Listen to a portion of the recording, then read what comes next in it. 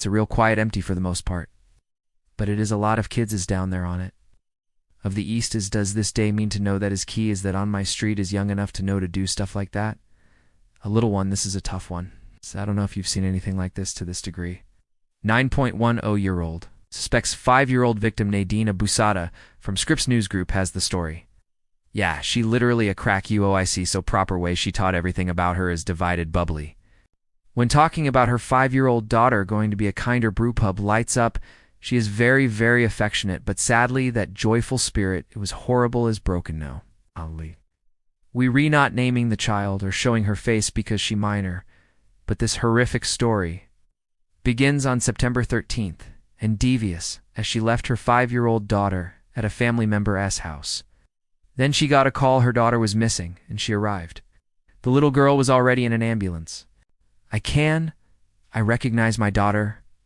Her hair was ripped out of her hair. Her nails would fail in air. Tavia says her daughter was taken to a wooded area where a group of children attacked her. The allegations, which include sexual assault, are too disturbing to share with you.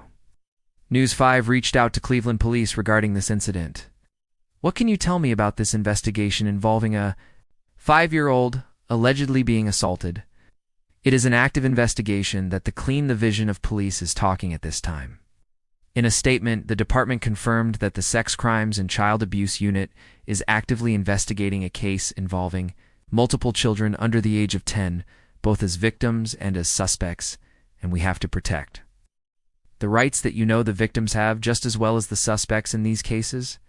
And Tavia says her daughter spent about a week in the hospital the moment she opened her eyes. She was great. We wish you well coached, and the memories came flooding back. She did. 050 should even know that words like, how is she now? She's struggling mentally, and behead really. I think she never said before, for more violent more so if I don't pay. She says now her focus is on just 2 things, making sure her daughter heals and getting justice. You posted about it. Why did you want to speak? Out regarding what happened to your daughter? Because I do justice for my daughter. When you say justice, was that look like everybody of love? Paid of the afflicted on my daughter, they get what they deserve. This let me put up the charges to say what the charges were here as.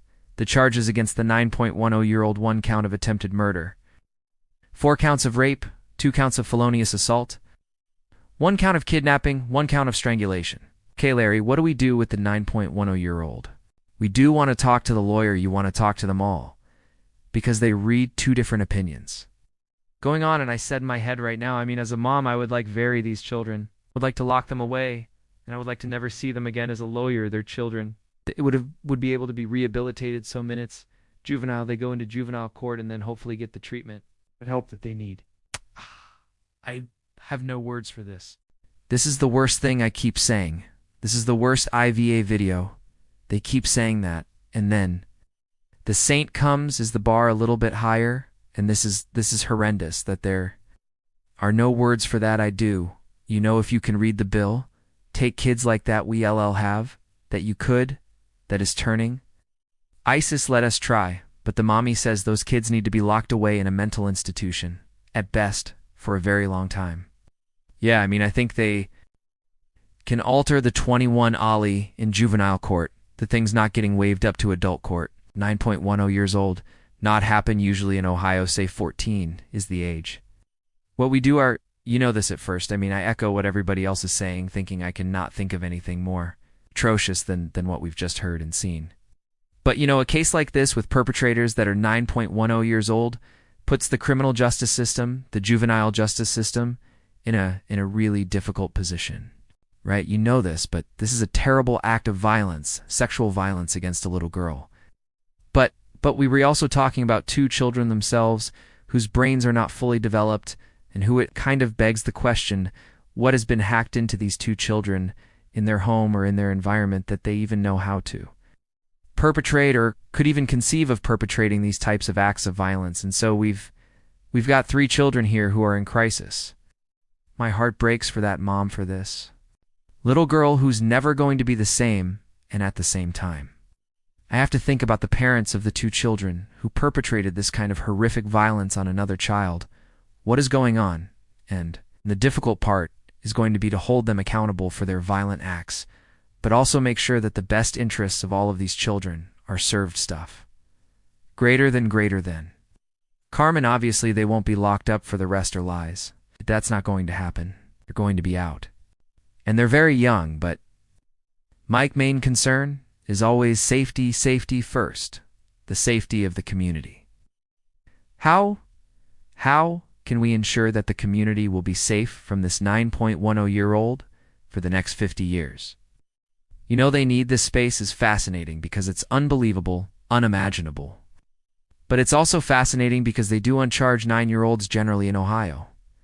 If this offense occurred in Texas, there would be no charges because we don't charge children who are under 10 years old. More importantly, you think about it, like how do we establish competency, 49-year-old and a 10-year-old? How do we hold them responsible, and does the juvenile justice system in any state but in Ohio as well, we LL have the ability to even handle this? It's a matter, and obviously everyone wants justice. They want help for these kids. They want to see some sort of consequences, rehabilitation, counseling, all the things. But can that happen inside this facility? And as we watch this, we going to learn for the first time what you do with a 9-year-old who may or may not even know right from wrong, much less be able to establish competency to go forward and be heard on charges. Yeah, I don't think the element of punishment here. You can talk about it, and I understand it from the mom's perspective, wanting justice. Then I do look at the reality of it. We know that they are not going to be. We know that they are coming back into society. We know that they are damaged already. And I'm wondering if our system needs a little bit of a redo in how to do this and how to protect society at the same time, and that you are trying to have some level of accountability, but and making them as... I like it better because I do think this 19-year-old can be completely healed because there's something terribly wrong here, but get them to the point where they may be able to be with other people in society. This is so difficult. This is one that I think stumps our system and stumps the host of the show tonight, Lori. I think it's extremely difficult, and that it's first look at this story, you run the game.